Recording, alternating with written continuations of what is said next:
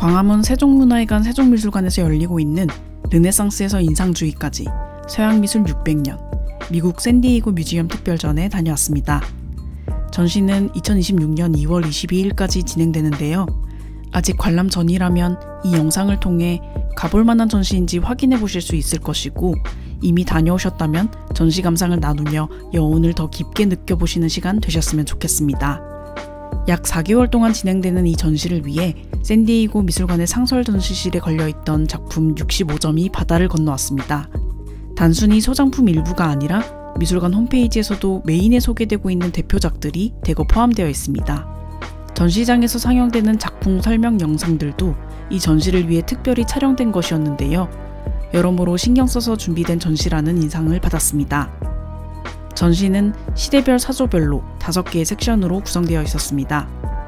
이 영상에서는 각 섹션에서 제게 특별히 인상 깊었던 작품들을 몇 점씩 소개한 뒤 마지막에는 전반적인 감상 후기와 함께 어떤 분들께 이 전시를 추천하고 싶은지를 정리해보려고 합니다. 첫 번째 섹션, 유럽 북부와 남부의 르네상스, 카를로 크리벨리 성모자, 훌친스키 마돈나. 르네상스 섹션의 문을 여는 작품은 이탈리아 파도바 출신 화가 카를로 크리벨리의 성모자입니다. 그림 중앙에 아기 예수를 안고 있는 마리아가 앉아 있습니다. 배경에는 화려한 다마스크 천이 드리워져 있고 그 위쪽 양옆으로 인간의 원죄를 상징하는 사과가 매달려 있습니다. 장식적이고 화려한 느낌은 중세 고딕 종교화의 특징을 따르고 있습니다. 그러나 만테냐의 영향으로 더해진 입체감과 원근감, 단순한 성서 메시지 전달을 넘어 색과 구도에 있어서 아름다움을 추구하려는 의지는 초기 르네상스의 특징을 드러냅니다. 무엇보다 이 작품이 르네상스 시대의 문을 연다고 말할 수 있는 이유는 바로 화가의 개성이 뚜렷하게 드러나기 때문인데요. 이처럼 르네상스에 이르러서야 예술가 개인으로서의 화가의 개념이 자리 잡게 되면서 화가들은 화폭위에 자신의 개성을 드러내기 시작했습니다. 카를로 크리벨리의 이름을 구글링 해보시면 르네상스 시대를 열었던 화가의 독특한 화풍의 매력을 확인하실 수 있을 겁니다.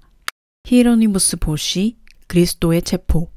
르네상스 섹션에서 가장 인상 깊었던 작품은 단연 보쉬의 이 작품, 그리스도의 체포였습니다. 유다가 예수에게 입을 맞추는 것이 체포 신호가 되어 왼쪽 인물은 칼을 뽑아 예수를 붙잡으려 하고 있습니다. 빨간 옷을 입은 베드로로 추정되는 인물은 칼을 꺼내 제지하려 하고 있고 그의 팔을 누군가 깨물고 있습니다. 순간의 긴박감이 아주 독특하게 표현되어 있는데요. 기묘한 구도, 엇갈리는 팔, 일그러진 표정들, 무언가 불편한 느낌이 들면서도 눈을 떼기 어렵게 만드는데 프라도 미술관에서 보쉬의 쾌락의 정원을 봤을 때와 비슷한 기분이 들었습니다. 이 기묘한 그림이 같은 섹션에 있는 고전적이고 조화로운 르네상스 종교화들과 같은 시기에 그려졌다고는 믿어지지 않습니다. 보쉬의 그림을 볼 때면 이른 시기부터 자신만의 별난 화풍을 확립하고 틈새 시장을 공략한 그의 성구함과 실행력에 감탄하지 않을 수가 없다는 생각을 했습니다. 소포니스바 앙귀솔라, 스페인 왕자. 티치아노, 루벤스, 벨라스케스, 고야. 스페인 왕실의 궁정 화가 라인업은 말 그대로 명예의 전당과 다름없는데요. 그 중에 여성 화가가 있었다는 사실을 알고 계신가요? 서양사를 공부할 때 한 번쯤은 봤을 만한 이 펠리페 2세의 초상화, 바로 그 여성 화가인 소포니스바 앙귀솔라가 그렸습니다. 앙귀솔라는 이탈리아 북부 귀족 가문에서 장녀로 태어났습니다.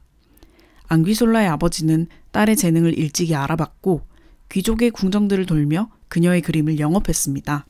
진취적이고 자신감 넘치는 성격에 특히 초상화의 재능을 보였던 앙귀솔라는 곧 유명해졌고 마드리드로 건너가 궁정화가가 됩니다. 앙귀솔라는 왕족들에게 그림을 가르치기도 하고 유럽의 유명 화가들과도 적극적으로 교류했습니다. 앙귀솔라의 이 그림, 스페인 왕자는 마드리드의 왕실에서 그려진 후 토리노의 사보이 궁정으로 선물로 보내졌습니다. 그림 위에는 라틴어로 펠리페 2세라고 쓰여 있지만 실제로는 그의 아들일 가능성이 높다고 알려져 있습니다. 유럽 북부와 남부의 르네상스 섹션에서는 이런 작품들도 확인하실 수 있습니다. 빈첸조 카테나의 성가족과 성녀 안나, 베르나르디노 루이니 막달라 마리아의 회심, 틴토레토 베네치아인의 조상, 바르톨로메 베르메호 성녀 엥그라시아의 체포, 엘 그레코 목자들의 경배. 두 번째 섹션 바로크.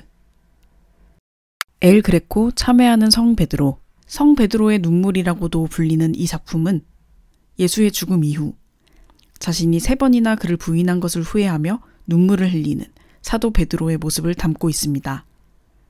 정경에는 예수의 빈 무덤을 목격한 막달라 마리아가 천사로부터 부활 소식을 듣고 이를 전하기 위해 베드로에게 다가오고 있습니다. 엘 그레코는 이 주제를 여러 버전으로 그렸는데 그중 하나가 바로 이번에 전시된 샌디에이고 미술관 소장본입니다. 특히 이 버전은 베드로의 존재감이 강하게 느껴지는 작품인데요. 건장한 체격, 굵은 목과 팔 근육, 풍성한 수염은 그가 삶의 무게, 믿는 사람으로서의 운명을 고스란히 짊어진 한 인간임을 보여주는 듯합니다. 르네상스 말미에서 매너리즘, 마리에리스모 양식으로 분류되는 엘 그레코의 화풍은 과장된 바로크 회화로 넘어가는 과도기에 있으면서도 독보적인 개성을 확실히 보여줍니다. 수르바란, 아그네스 데이. 이번 전시에서 가장 인상 깊었던 공간 중 하나는 바로크 섹션의 한 작은 방이었습니다. 수르바란, 리베라, 무리오 등 17세기 스페인을 대표하는 대가들의 그림이 한데 모여 있었습니다. 17세기 스페인은 세계 최강국이었지만 아이러니하게도 이 화가들의 종교화는 매우 절제되고 소박한 분위기를 자아냅니다. 당시 신교도들의 종교개혁에 대항해 가톨릭 정통성을 지키려는 분위기 속에서 화가들은 대부분 단순한 구도와 텅 빈 배경을 바탕으로 정통적인 신앙적 상징을 힘주어 담아낸 그림들을 그렸습니다. 겉으로는 정제된 그림 속에 강렬한 종교적 열망을 담아낸 것입니다. 수르바란의 이 아그네스 데이 역시 그런 분위기를 잘 보여줍니다. 예수 그리스도의 희생을 상징하는 한 마리의 양이 그림을 가득 채우고 있는데요. 앞발이 묶인 채로 누워있는 선하고 무고한 양의 모든 것을 다 수용하는 듯한 표정은 보는 사람으로 하여금 예수의 희생을 조용히 묵상하게 만듭니다. 안토니 반 다이크, 영국 왕비 앙리에타 마리아. 이 아름다운 초상화의 주인공 앙리에타 마리아는 루브르궁에서 부르봉 왕가의 공주로 태어났는데 15살의 나이에 찰스 1세와 결혼하며 영국 왕실로 시집을 오게 됩니다. 문제는 그녀가 영어를 전혀 할 줄 몰랐다는 것입니다. 게다가 당시 신교 중심의 영국 사회에서 독실한 카톨릭 신자였던 그녀는 왕실에 잘 동화되지 못했고 국민들에게도 그다지 환영받지 못했습니다. 그런 외로운 환경 속에서 예술에 대한 관심과 가톨릭 신앙을 공유할 수 있었던 궁정화가 안토니 반 다이크와 10살의 나이 차이에도 가까운 관계를 맺습니다. 그래서일까요? 반 다이크가 그린 초상화 속 앙리에타의 얼굴은 매우 편안해 보입니다. 친밀함을 느끼는 사람, 신뢰하는 사람을 대할 때만 나오는 표정이지요. 실제로 앙리에타는 부정교합이 있었고 그리 예쁜 얼굴은 아니었다고 하는데요. 반다이크는 그녀를 아주 아름답게 그려냈습니다. 하얀 피부, 반짝이는 눈, 섬세한 손길, 앙리에타 마리아의 연약한 아름다움과 우아함을 표현했습니다. 바로크 섹션에서는 이런 작품들도 확인하실 수 있습니다. 시몽부의 트로이아에서 탈출하는 아이네이아스와 그의 아버지, 안토니오 디 벨리스의 골리앗의 머리를 든 다윗, 수르바란, 성 예로미노, 무리오, 참회하는 막달라 마리아. 세 번째 섹션, 로코코에서 신고전주의로. 프란시스코 데 고야, 비센테 마리아 데 베라 데 아라곤, 듀크 데 로카. 우리는 종종 고야를 고독한 예술가로만 기억하지만 사실 그는 생전에 스페인 최고의 궁정화가로 높은 사회적 위상을 누렸습니다. 이 작품이 그려질 당시 고야는 10년 넘게 왕실 초상화가로 활동하고 있었고 산 페르난도 왕립미술 아카데미 원장으로 선출되며 화가로서 정점을 찍고 있던 시기였습니다. 이 초상화의 주인공은 라로카 공작이자 소프라카 후작 비센테 마리아 데라베라 이 라도론 데 게바라인데요. 육군 대장이자 국무위원이었으며 왕립미술 아카데미의 명예회원이기도 했습니다. 그림 속에서 공작은 카를로스 4세에게 수여받은 황금 양털 훈장을 목에 걸고 책을 펼치고 있는데요. 명예와 학식을 지닌 지성인의 이미지로 묘사되어 있습니다. 하지만 고야의 초상화는 그 얇은 막 아래에 진실을 담아 시대 너머의 사람들에게 전달하고 있다는 점을 우리는 생각해야 합니다. 이 그림에서도 고야는 인물의 이상화를 피상적으로 처리하면서 인물로부터 거리를 두며 미묘한 비판의식을 담아내고 있습니다. 짐짓 우아하고 계몽적인 공작의 제스처 아래에 드러나는 거만하고 피로한 눈빛이 보이시나요? 인간의 실체를 꿰뚫는 이런 냉정한 시선은 벨라스케스나 고야 같은 화가가 가진 탁월함의 본질일 것입니다. 베르나르도 벨로토, 베네치아, 산 마르코 분지에서 본 몰로부두. 17세기부터 19세기 초까지 유럽의 귀족 청년들 사이에는 그랜드 투어라는 전통이 있었습니다. 이들은 성인이 되자마자 몇 달 또는 몇 년간 유럽 각지를 순회하며 예술작품을 감상하고 교양을 배우는 등골 브레이킹 여행을 떠났습니다. 주요 목적지는 프랑스, 이탈리아, 플랑드르 지역이었는데요. 특히 로마, 피렌체, 베니스는 필수 코스로 꼭 포함되었습니다. 그곳에서 여행자들은 베두테라는 도시 풍경화를 기념품처럼 사오곤 했는데 18세기의 가장 유명한 베두테 화가에는 카날레토가 있죠. 이 그림을 그린 베르나르도 벨로토는 그 카날레토의 조카이자 제자였습니다. 베네치아의 몰로부두를 아주 정교하고 섬세하게 묘사한 이 그림은 누구나 소장하고 싶을 정도로 세련되고 완성도 높은 베두타죠.